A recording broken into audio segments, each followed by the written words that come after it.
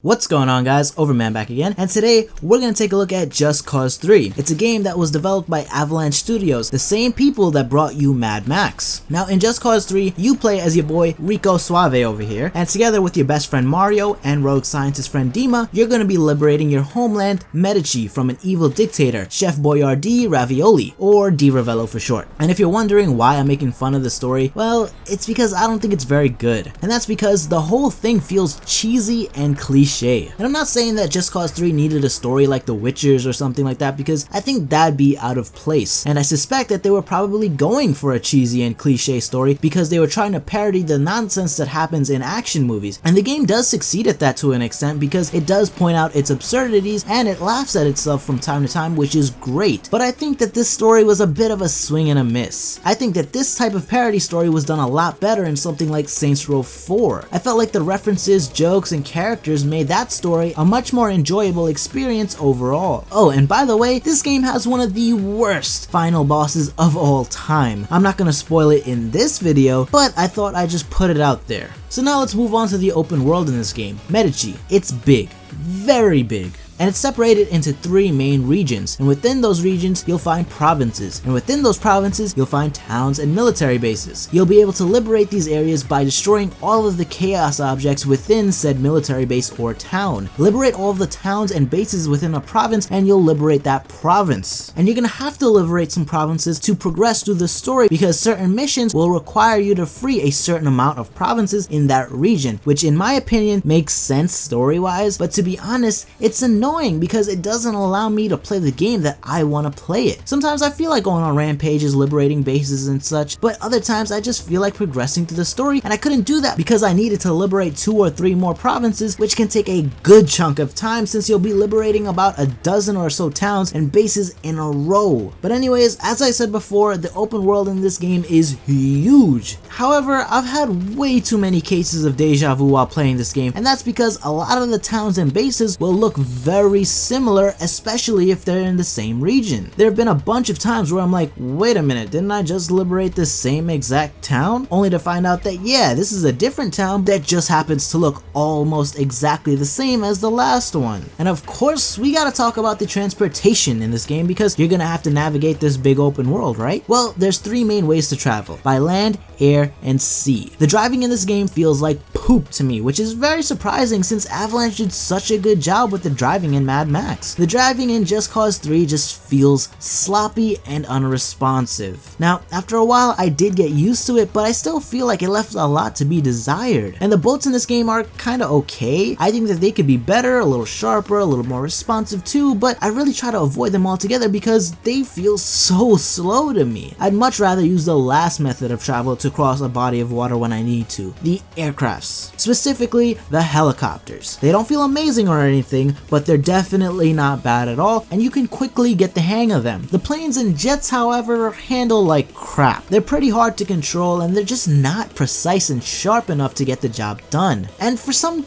dumbass reason, you turn the plane left and right with square and circle on the PS4 controller and whatever the Xbox equivalents are. You do not use the right stick to steer. Don't ask me, I have no idea why they chose to do it like this. So for me, my favorite vehicles to use are definitely the helicopters. However, the main way I travel around in Just Cause 3 is definitely the wingsuit. In combination with your parachute and grapple hook, you can basically fly to wherever you have to go. And when I first got the game, for about 15 minutes, I just grappled and glided around randomly because it was so much fun, and I could really appreciate the beauty of this open world because this game looks great. And it's incredibly obvious that the developers intended for this to be the main method of travel. It's efficient, convenient, and decently fast. But you know, I see a lot of people comparing this game to GTA 5, and while I understand why they would do that, I think that Just Cause 3 plays a lot more like a superhero game than it does a Grand Theft Auto game. The way you grapple around structures makes you feel like Spider-Man, and the incredible amount of damage that Rico can absorb really makes him feel like a superhero. He doesn't feel human at all, he's a complete bullet sponge. And he needs to be able to soak up a lot of damage because when you're trying to take over a police station or a military base, you're gonna have a ton of guys shooting at you in addition to attack helicopters, tanks, snipers, and who knows what else. And now we gotta talk about the most important thing in this review. The thing that will probably determine whether or not this game is for you, the gameplay. Just Cause 3 is all about destroying things in the most creative, random, unique, and silly ways possible. You can do everything from fly into a military base raining down hell from an attack heli to tethering a car to the helicopter and using it as a wrecking ball to take out a statue of an evil dictator. There's tons of ways to cause destruction in this open world, and I think this is where Just Cause 3 really shines. Causing massive explosions is a lot of fun, and the animations for these explosions are really well done. And personally, I've always wanted an open world game like this where I can go around blowing things up. Unfortunately though, the destruction is limited to the chaos objects, but I think it might be a little bit unreasonable to expect to be able to destroy buildings and stuff like that Battlefield style. Maybe we'll get that next generation. Now the downside to the gameplay in Just Cause 3 is that it can get repetitive over time, and that's because while blowing things up is a lot of fun, you'll get to a certain point in the game where you've blown up all of the things already, and you'll realize that the rest of the game is just going to be you blowing things up that you've already blown up countless times already. And that's not to say that there's not a lot of chaos objects to blow up, there are. It's just that after a few hours you've already blown all of them up several times, and you're just gonna keep doing that over and over again as you liberate military bases and towns. And I think that the gunplay in this game exacerbates the problem, because from the get-go you can tell that the gunplay isn't very good. There's no recoil or anything, you just point, let auto aim do its thing, and shoot. And a lot of the guns feel basically the same. The only difference I found between weapons was the mode of fire. All of the fully automatic weapons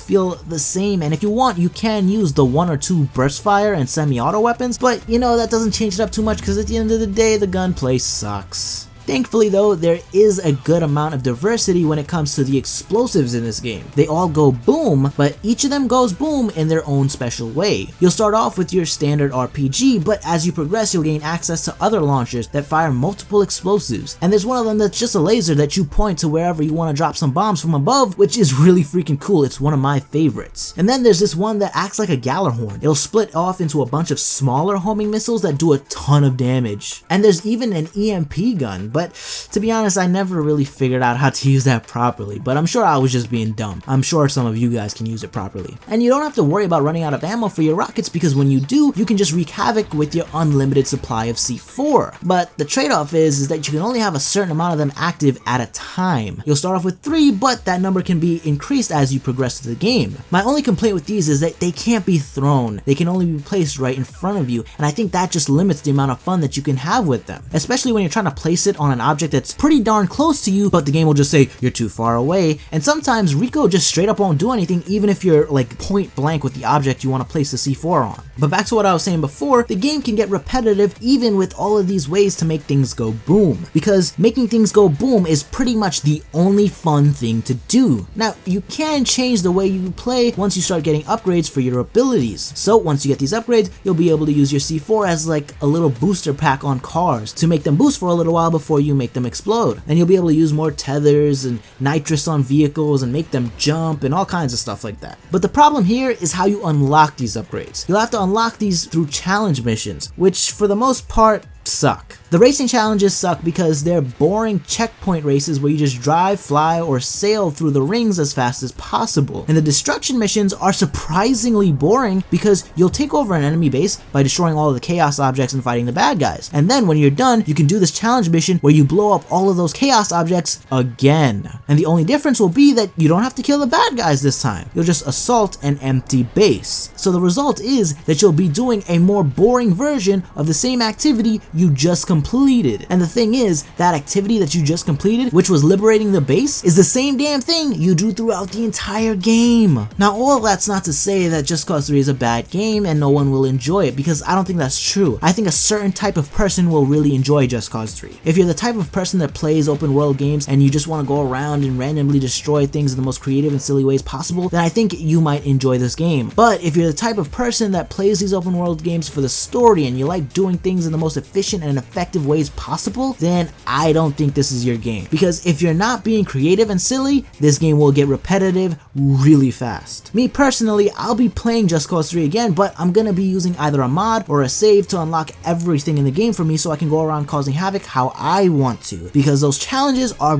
boring and I have no interest in doing them to unlock my abilities. But before we wrap things up, I gotta warn you guys about some of the technical issues. First off, the load times. They're long.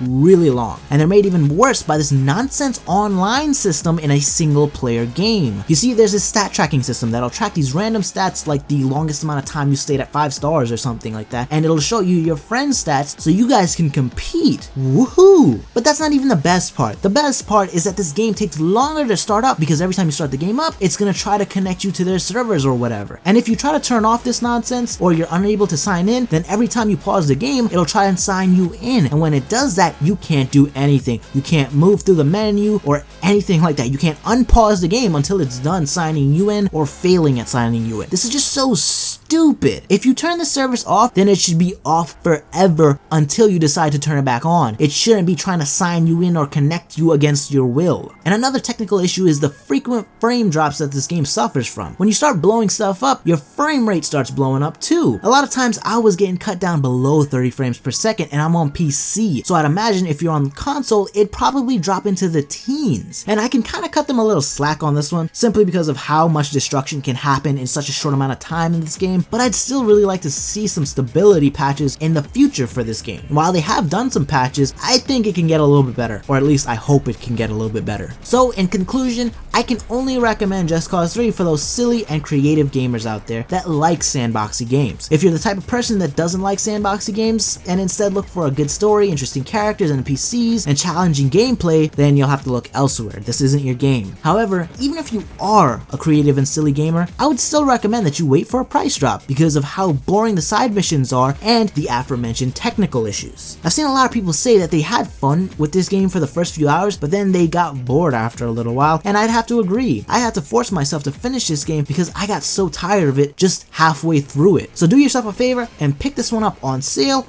or rent it. But that's it for this one, guys. If you enjoyed the video, don't forget to smash that like button. If you're not feeling too shy, drop a comment down below. Let me know what you think about Just Cause 3. Do you agree with me or do you think I'm wrong? And let me know why. And if you want to see more videos like this in the future, be sure to hit that subscribe button and follow me on Twitter. Link will be in the description box below. That's it for me though, guys. Over me, out.